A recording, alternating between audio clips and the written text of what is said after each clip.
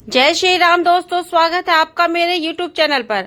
आज फिर सुनते हैं हम एक और नई कहानी। एक समय की बात है जब श्री कृष्ण भगवान द्वारिका में रानी सत्यभामा के साथ सिंहासन पर विराजमान थे। निकट ही गरुड़ और सुदर्शन चक्र भी बैठे हुए थे। तीनों के चेहरे पर दिव्य तेज झलक रहा था। बातों ही बातों में रानी सत्यभामा ने श्री कृष्ण से पूछा कि हे प्रभु, आपने त्रेता युग में राम के रूप में अवतार लिया था। सीता आपकी पत्नी थी, क्या वे मुझसे भी ज्यादा सुंदर थी? द्वारकाधीश समझ गए कि सत्यभामा को अपने रूप का अभिमान हो गया है। तभी गरुड़ ने कहा कि भगवान, क्या दुनिया में मुझसे भी ज्यादा तेज गति से कोई उड़ सकता है? उधर सुदर्शन चक्र से भी रहा नहीं गया और वे भी कह उठे कि भगवान, मैंने बड़े बड़े युद्धों में आपको विजयश्री दिलवाई है, क्या संसार में मुझसे भी कोई शक्तिशाली है?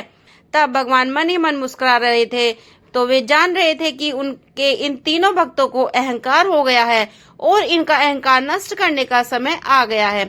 ऐसा सोचकर उन्होंने गरुड़ से कहा कि हे गरुड़, तुम हनुमान के पास जाओ और कहना कि भगवान राम माता सीता के साथ उनकी प्रतीक्षा कर रहे हैं। गरुड़ भगवान की आज्ञा लेकर हनुमान को लाने चले गए। इधर श्री कृष्ण ने सत्यभामा से कहा कि देवी, आप सीता के रूप में तैयार हो जाएं, और स्वयं द्वारकाधीश ने राम का रूप धारण कर लिया। मधुसूदन ने सुदर्शन चक्र को आज्ञा देते हुए कहा कि तुम महल के प्रवेश द्वार पर पहरा दो और ध्यान रहे कि मेरी आज्ञा के बिना महल में कोई प्रवेश न करे। भगवान की आज्ञा पाकर चक्र महल के प्रवेश द्वार पर तैनात हो गए। गरुड़ ने हनुमान के पास पहुंचकर कहा कि वानर श्रेष्ठ, भगवान राम माता सीता के साथ द्वारका में आपसे मिलने के लिए प्रतीक्षा कर रहे हैं। आप मेरे साथ चले, मैं आपको अपनी पीठ पर बैठाकर शीघ्र ही वहां ले जाऊंगा।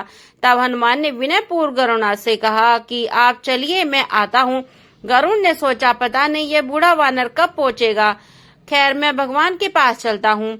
ये सोचकर गरुड़ शीघ्रता से द्वारका की ओर उड़े। पर यह क्या, महल में पहुंचकर गरुड़ देखते हैं कि हनुमान तो उनसे पहले ही महल में प्रभु के सामने बैठे हैं। गरुड़ का सिर लज्जा और से झुक गया। तभी श्री राम ने हनुमान से कहा कि पवन पुत्र, तुम बिना आज्ञा के महल में कैसे प्रवेश कर गए? क्या तुम्हें किसी ने प्रवेश द्वार पर रोका नहीं? हनुमान ने हाथ जोड़ते हुए सिर झुकाकर अपने मुंह से सुदर्शन चक्र को निकालकर प्रभु के सामने रख दिया। कहने लगे, हनुमान ने कहा कि प्रभु, आपसे मिलने से मुझे इस चक्र ने रोका था, इसलिए इसे मुंह में रखकर मैं आपसे मिलने आ गया, मुझे क्षमा करें। तब भगवान मन ही मन मुस्कुराने लगे और हनुमान ने हाथ जोड़ते हुए श्री राम से प्रश्न किया कि हे प्रभु, आज आपने माता सीता के स्थान पर किस दासी को इतना सम्मान दे दिया कि वह आपके साथ सिंहासन पर विराजमान है? अब रानी सत्यभामा का अहंकार भंग होने की बारी थी और उन्होंने सुंदरता का अहंकार था जो पल भर में चूर हो गया था। रानी सत्यभामा, सुदर्शन चक्र व गरुड़ जी तीनों का गर्व चूर चूर हो गया था। वे भगवान की लीला समझ रहे थे। तीनों की आंखों से आंसू बहने लगे और वे भगवान के चरणों में झुक गए। अद्भुत लीला है मेरे प्रभु की।